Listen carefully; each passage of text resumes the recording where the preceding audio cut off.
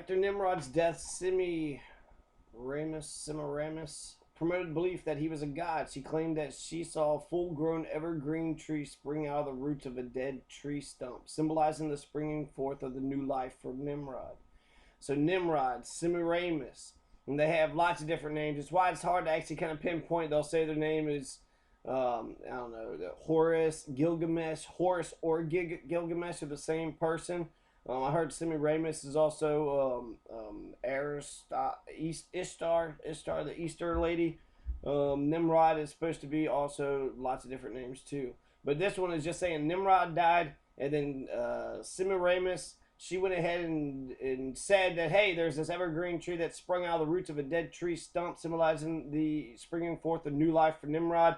It's an ancient pagan tradition to bring the Christmas tree into the house. This is actually not even pagan. This is Nimrod. So this is Egyptian. So this is, I believe, Egyptian religion. So this Egyptian religion is celebrating things that we still celebrate today. In the Bible, it even mentions in Jeremiah that the people who plant or take trees out of the forest and fasten it with silver and gold, they are not to be, they're not bad, but they're not good either. So just be neutral with them. You know, don't mind them, but it's saying they're different from them. That is separate people from us. Those who go out to the forest to get a green tree and put silver and gold, fasten it. That is something about like a man who takes an axe to the forest to cut down a tree and fasten it with silver and gold. That person is not good, but not bad. You know, it's not, you know, they won't do good, but they also won't do bad. So they're totally neutral about it with Jeremiah, which is, I think, I won't say Old Testament, which that would matter if I knew, but I don't. So, you know, I'll just type in Nimrod and Semiramis and come back to this because that's, is that a, you know, what kind of religion? It says Queen of Babylon. So that's all sounding like Egypt, right? But it's in the Middle East, right? The cradle of civilization is Iraq. And we went ahead and blew the cradle of civilization. Basically, a New World Order. New World Order is what George W. Bush installed. Instead of doing covert operations, covert CIA operations to maintain the empire, fuck it. America's the superpower. We're an empire. That's what he wants to happen. Either A, declare that we're an empire, or B, be isolationist and, you know, go with the UN, the United Nations, or form a different international organization that would be more fair than the UN. The UN is up in America's favor. So the fact that the world's bought into the UN and America hasn't yet, you know, the point of the UN is to stop one nation from invading another nation. And so that's the point of, you know, this life. It really is, actually, because we got nuclear war. So we got after World War II, the Nazis and the Allies had trouble distinguishing who did what that was bad, because everybody did all this horrible chemical warfare, killing, you know, innocents and POWs and shit. So who was worse and who was bad, and why was what they did bad and what they were doing not bad? Eventually, they distinguished that Hitler invaded Poland. He took over another sovereign nation. That was the biggest thing. And, you know, they could say we took over France and we took over Germany and Japan, and we did. And we did occupy them during the war-torn countries. We came in and we actually became the occupier. So if invading a country that's sovereign already, it was a war-torn, right? Invading a sovereign nation such as Iraq, we did that across the world, and it wasn't even adjacent to us. So actually, we are worse in terms of invading a sovereign nation than what Hitler did. Hitler invaded Poland, which was adjacent to him. He also was claiming that that had always been Germany, the land for the Germans. And so he's wrong on that, but he was basing it on some historical evidence. Whereas Iraq we were bringing them freedom and democracy, which over 1 million had been genocided, probably more than that so far. And you know, ISIS is making a stronghold and it's coming back, and you know, we haven't made it better. That the Middle East has not been made better because of the U.S.-led invasion into Iraq. It was bungled and it was fucked up, which sucks. You know, we're supposed to be the biggest military power, and we can't even take over, you know, a third world nation that has no weapons. And Vietnam, you know, basically just a bunch of just a shit ton of fucking short sort of sandal wearing Um, Asians just, peasants, fucking peasants, stopped the empire. And so that happened in Korea, it's happened in Vietnam. I don't know, Iraq, I guess, would be a success because we got the embassy there and it's still sort of in, there's some power structure there, I think, is still going on. And we got 900 military bases in 150 countries. We're a fucking empire. So, anyways, Babylon is coming back. We destroyed Babylon with the whore of Babylon. I don't know what somebody. The Black Panthers always talked about Babylon, and they said it like to be sort of inflammatory, but I'm not for sure what they're inflaming when they bring up Babylon. When you talk about Babylon, is that was that the Roman Empire? What is Babylon? Well, why is that like different than anything else? I guess Revelations is that the whore of Babylon? Something about I don't know. Maybe I'll just go. What is the Hanging Gardens of Babylon? So Semiramis is saying it's for the ancient Greeks. So she wasn't Egyptian. She was the ancient Greek god. Semiramis came to be applied to various monuments, legends narrated by Diodorus. Yeah, so Semiramis is basically just one person. So even though they try to tie her with all these other names, she's a Greek god, Greek goddess, Queen of Babylon. Any effort to trace the myth, legend, lore of goddess worship will eventually lead one back to a single historical figure, Semiramis, wife of Nimrod and Queen of Babylon. This is especially true when considering the goddess planet Venus. So Semiramis is also Venus.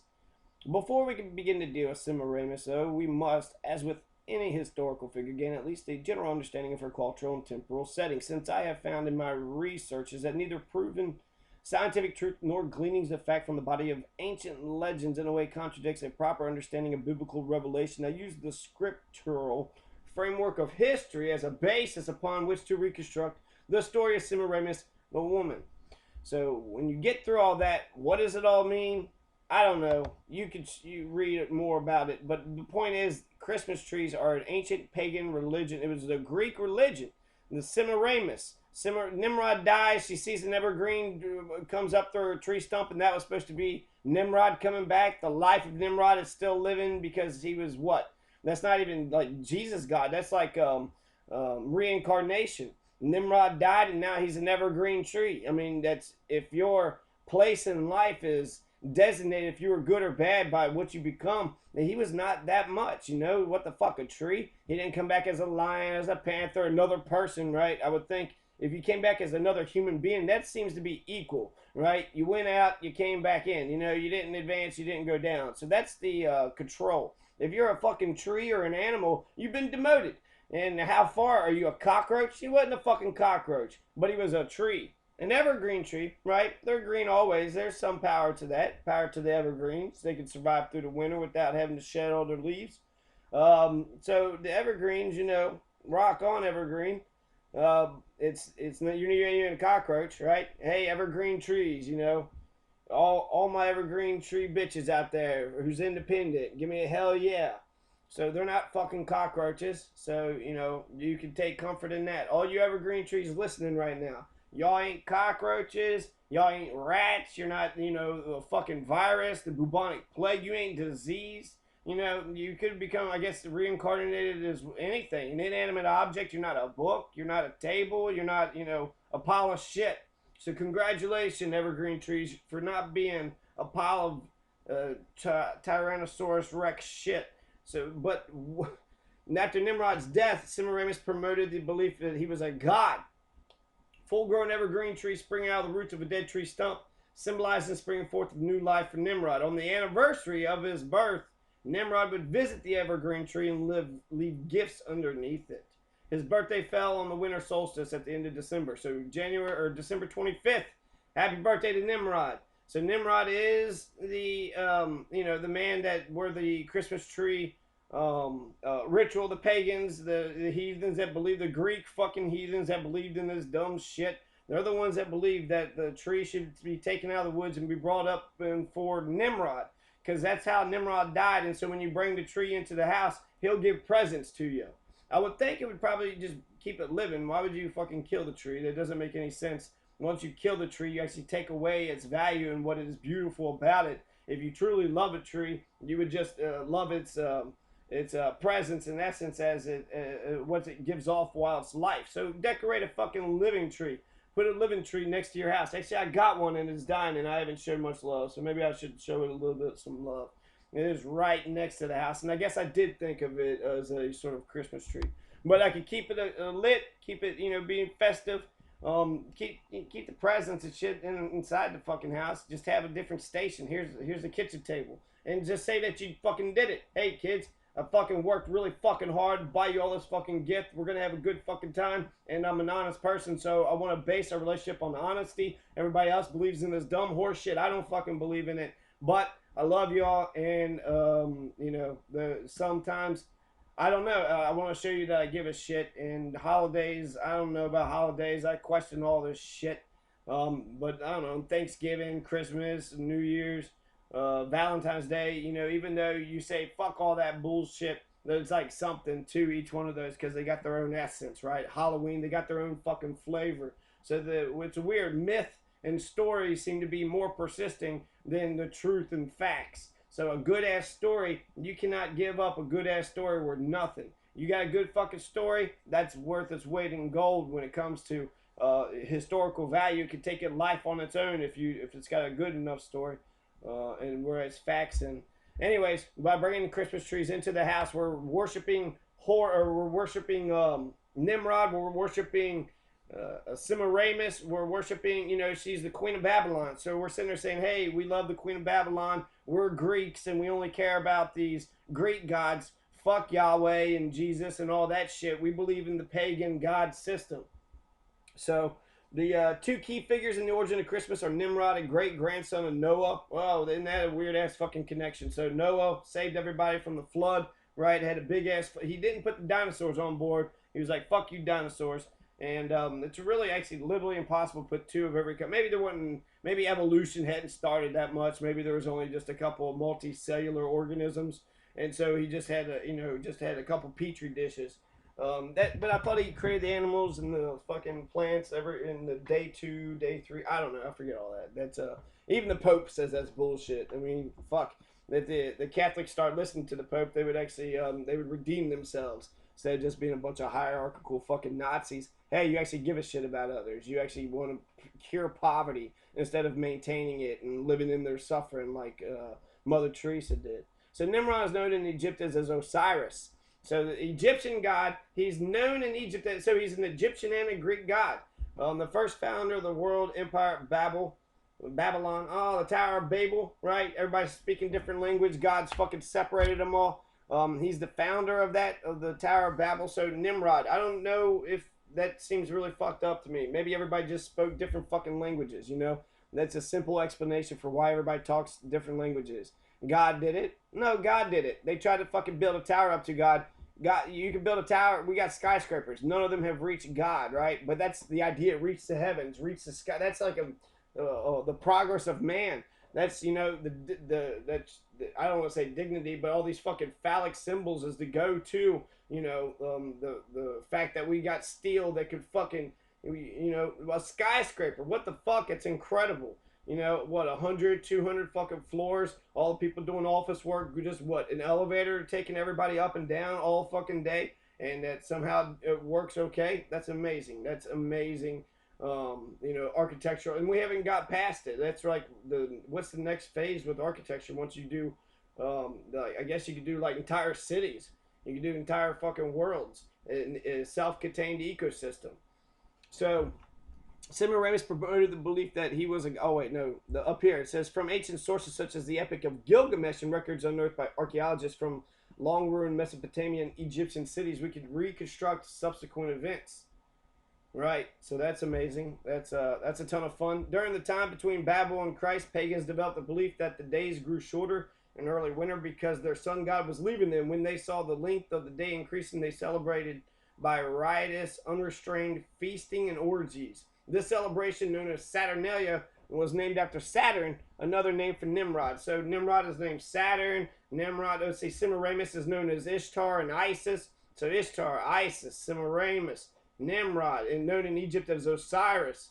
And Gilgamesh. Wasn't there somebody said that he was Gilgamesh too? So Nimrod is Osiris and Nimrod is Saturn. He's got all these different names, but Nimrod and Semiramis are like the most important thing. And this is all like Protestant sources too. This is Bible tools. It's the religions attack each other enough. Let them destroy themselves.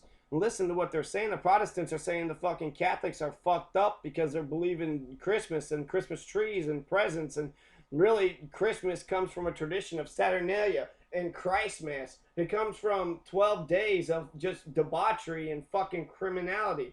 They chastise the 12 days of Christmas because it's like you be a good Christian the entire fucking year, but on those days you just don't become a Christian. You just don't do Christian shit. With the Christ Mass, and this is a more dramatic version of the events that hurts. I don't know how frequent or if this happened one time or if it was always like this.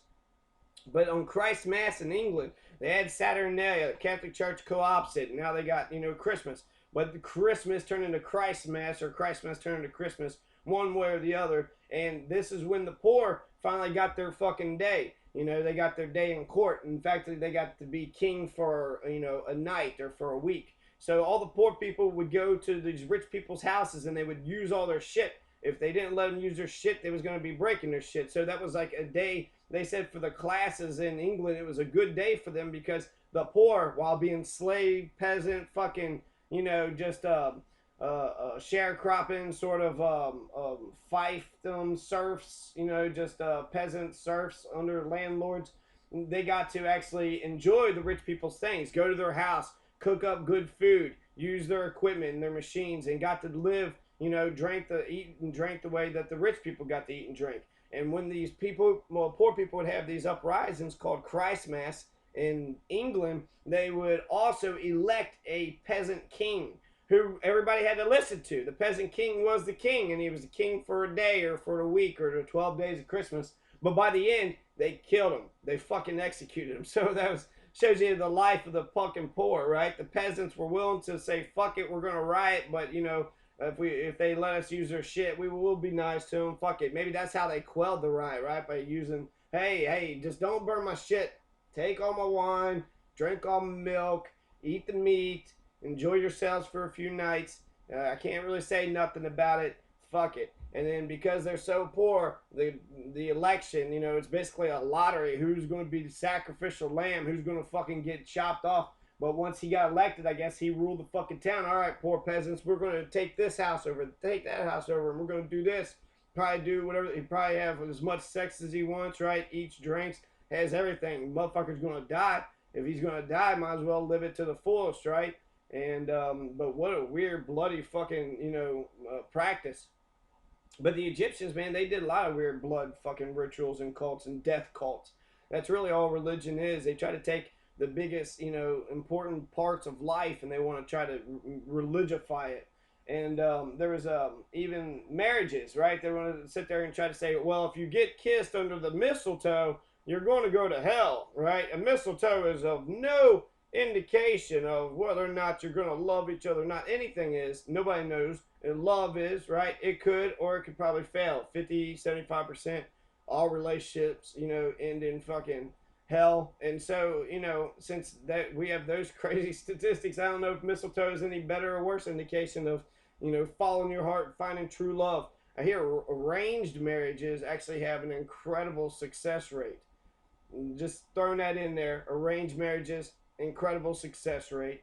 And also, sort of related, but not really. You have, oh man, that one guy from the Disney Channel in the Transformer movie, Shia LaBeouf. He went, he got raped, right? He was fucking raped, and he's not famous anymore. So he mentioned that he wonders why there's no puberty. Sort of honors. They have the quinceanera for the Mexicans. Hispanics has a quinceanera, and then you also have the Jewish. They have bar mitzvahs. When a boy reaches manhood, there's a rite of passage, and he wondered if there was no rite of passages for the Western culture or America because it's something to do with war. If you don't know that you're a man, send you off to war to get fucking head blown off when you believe all the bullshit you're being told, all for God and country and song and hamburgers and football. So When you put up that tree, you tack a wreath on the door, maybe hang a mistletoe from the lintel. What are you signifying? John Williamson in a Christmas Greenery in Dallas Morning News, December 6, 1986, encapsulates the pagan origin of decorating with evergreens. BibleTools.org. Evergreen trees were important fertility emblems for pre-Christian ceremonies marking the winter solstice. People from ancient societies believed that by decorating their homes and temples with evergreen plants such as holly, ivy, and mistletoe, they're helping to carry the diminished sun through a critical period. Mistletoe is the most sacred plant of the Druids. It was given great reverence because it grows on the venerated oak. The custom of kissing under the mistletoe comes from the ancient idea that mistletoe is the oak's genitals. And so it was believed that an embrace under the oak's genitals, glistening berries, was a sure guarantee of a fruitful union. The declaration of Christmas tree is survival of pagan tree veneration for centuries before Christianity. Holly was used for celebrating their midwinter Saturnalia. So this is all for Nimrod. There's a fucking tree that grew up. He's going to give presents. So let's keep Nimrod's life going. And then you tie that in with all the other gods. The Haitians actually believe that there's gods all over the place. They're called Loa, and they're all around. So in a way, Christians are supposed to just believe in one God. Pagans, all these other, and they universalized it with the Catholics. But in a way, there are spirits. There's the Holy Ghost, right? And Jesus, God, Holy Ghost, Trinity, all in one. Isn't that three gods or one God? What is that? What is that all about? And there's also the angels and people that's in heaven, right? Saint Peter and people are in heaven, like I said before. But there's there are no other gods, right? Just one God. That's what the big thing about Christianity. No, one God. That is all. And whereas the Greeks and a lot of these other ones had multiple gods, but in a way they have multiple gods because they have spirits. They have their ancestors, and they have the saints, and they have the Saint Peter, and then Mary. She's a big icon in Catholicism. So there's a lot of it's the Trinity is the best example of it, but I think it's easy to think actually like there's the spirit of evil, the spirit of generosity, the spirit of goodness, and you might be able to suck that energy out from the atmosphere, but really that's just you deciding to under the guise of religion to focus on one aspect of humankind. So we can celebrate our greed and our capitalism and the fact that we're doing better than everybody, or we can celebrate love, togetherness, cooperation, solidarity. So that's human. We can choose to do any of those things at any time that we want to, and it just seems logical and smart to me. Why would you not pursue goodness? Maybe we all don't have the same definition of what good and bad is, but goodness, it's like happiness and freedom. Freedom is a condition for all those things, so that just has to be given. But for happiness, you can't make a person happy or not happy. There's if you want to be happy, just be happy. And, sometimes you do need food, water, clothing, shit like that, and that increases your freedom. And maximizing freedom is one of the important values of being a human being. But there's just so much more. So maximizing freedom, I like that. That should be the spring regeneration, is how do we maximize our freedom? But my point is those are general things that everybody should be for. You don't have to be for freedom or for happiness and all those things, but just really being human, those are basic definitions, basic building blocks on which we can have a discussion. Freedom is a necessary condition.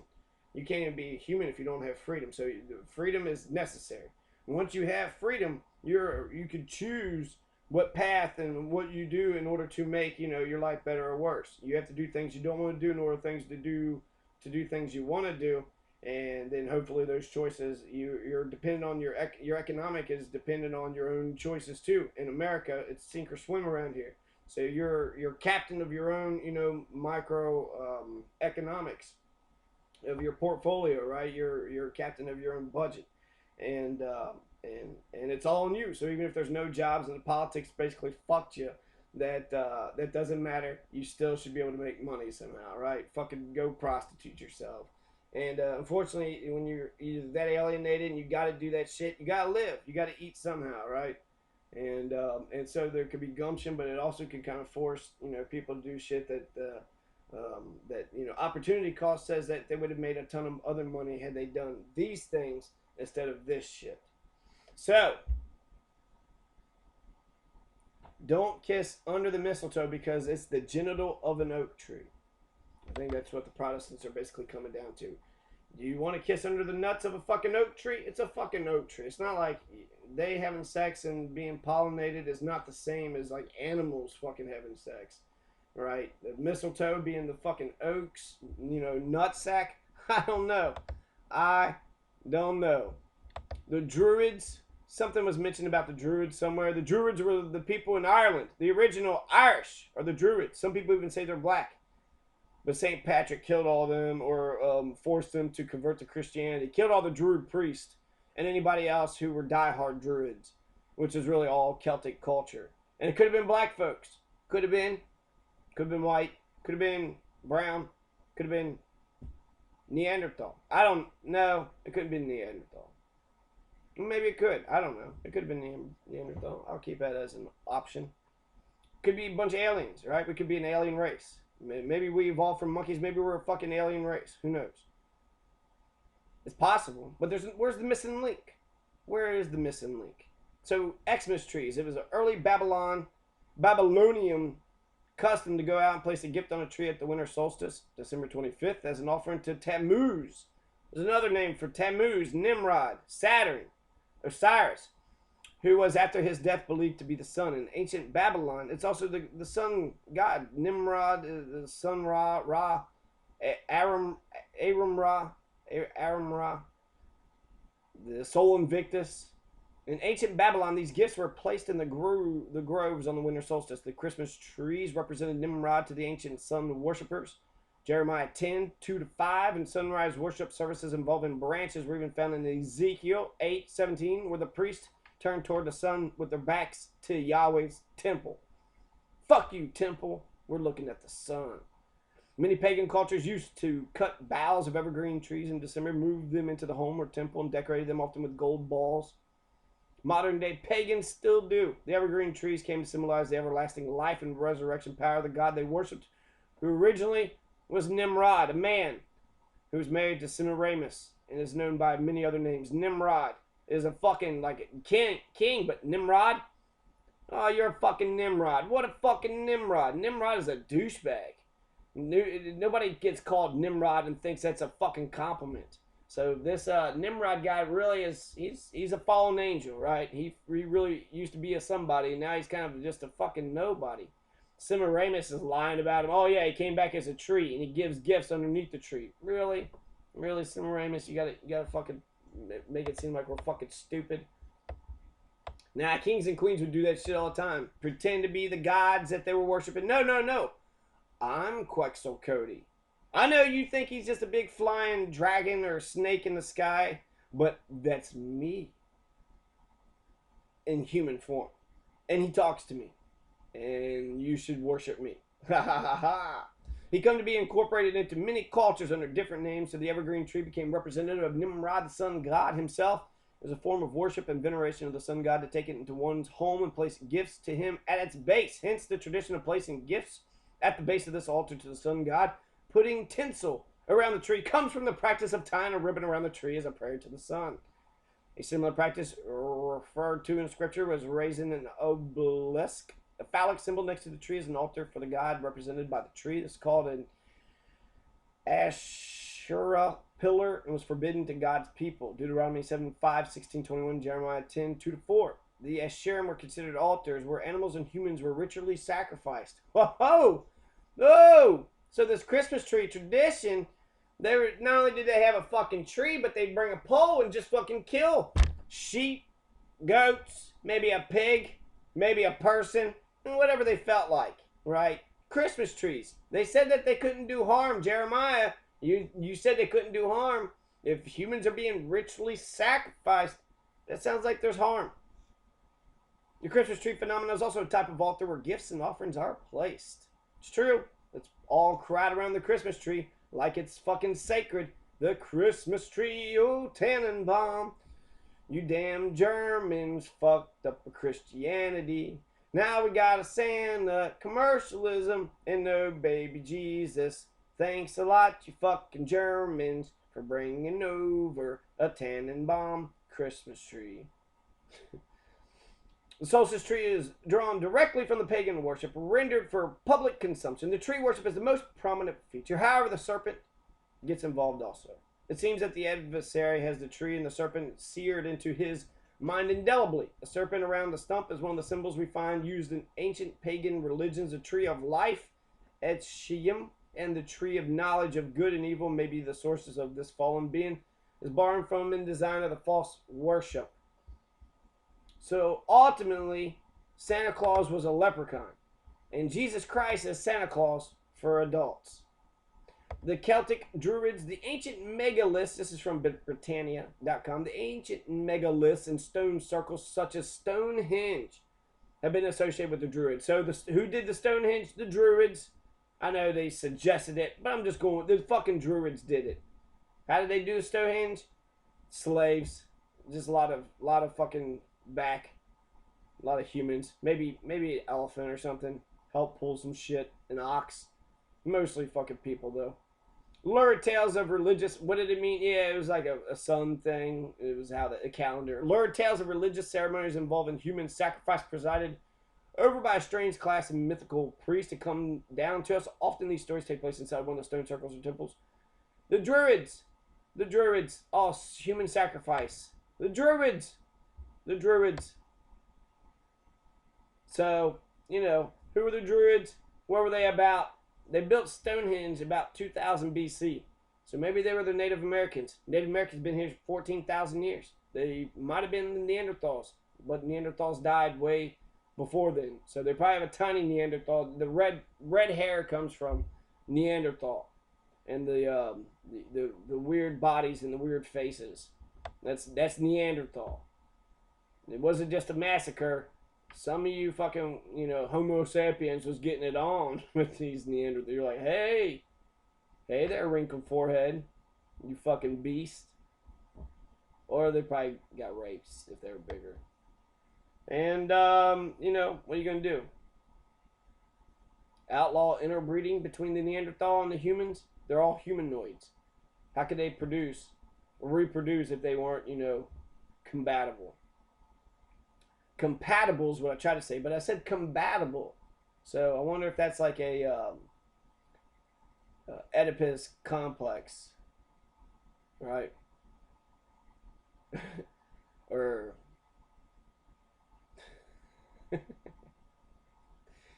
not Oedipus complex. It's a Oedipus slip. What the fuck do they call that shit? A Freudian slip, where you actually say something that you believe in, but you accidentally say it, but you meant to say it because your conscience says, this is what I believe, and you say it in a different context. An Oedipus complex is where you want to murder your father and have sex with your mother. So, untangle that web of lies and tell me what you think about it. Celtic society in Britain preserved many features from the previous order, including shrines and feast days. Its calendar combined lunar solar cycles as in megalithic times.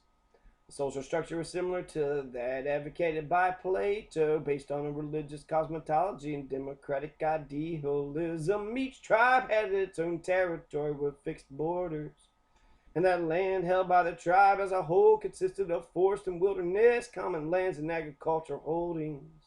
Under a complicated system of land tenure, everyone's rights and obligations were carefully defined. Some of the land was worked in common for the chieftain, the priest, and the old, poor, and sick tribesfolk, and the rest was apportioned family farms. Grazing and foraging rights were shared in the common lands. Much of the tribal business conducted annual assemblies where land disputes were decided. Petty offenders were tried, and chiefs and officials, both male and female, were appointed by popular vote. A great many old farm steeds in Britain today are on Celtic. During his raid of Celtic Britain in 50 BC, 55, Julius Caesar commented on its high population, numerous farms, and cattle. Unifying bond between all Celtic tribes and common priesthood, the Druids, their efforts preserved Common culture, religion, and history, and laws, and scholarship, and science.